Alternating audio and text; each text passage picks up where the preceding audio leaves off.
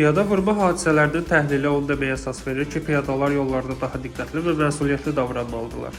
Müşahidələr göstərir ki, piyada vurulması ilə nəticələnən qəzaların böyük hissəsi piyadaların yolu müəyyən olunmamış yerlərdən keçməsi, nəqliyyat vasitələrinin qarşısına qəfil çıxması, yolu keçərkən ətrafı lazımi qədər qiymətləndirməməsi və ümumilikdə qaydalara etinadsız yanaşması ilə bağlıdır. Bu cür qayda pozuntuları bir çox hallarda ağır və geri dönüşü olmayan nəticələrə səbəb olur. Baş Dövlət Yol Polisi İdarəsi piyadalara xatırladır ki, yolu yalnız piyada keçidlərindən, yeraltı və yerüstü keçidlərdən istifadə etməklə keçmək, svetoforun siqnallarına əməl etmək və hərəkətə başlamazdan əvvəl sürücülərlə göz təması yaratmaq təhlükəsizlik baxımından mühüm əhəmiyyət kəsb edir.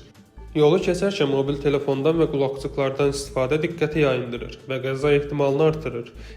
Eyni zamanda dayanmış nəqliyyat vasitələrinin önündən qəfil yola çıxmaq və qaçaraq yol keçməyə cəhd etmək həyatınıza bir anda son qoya bilər.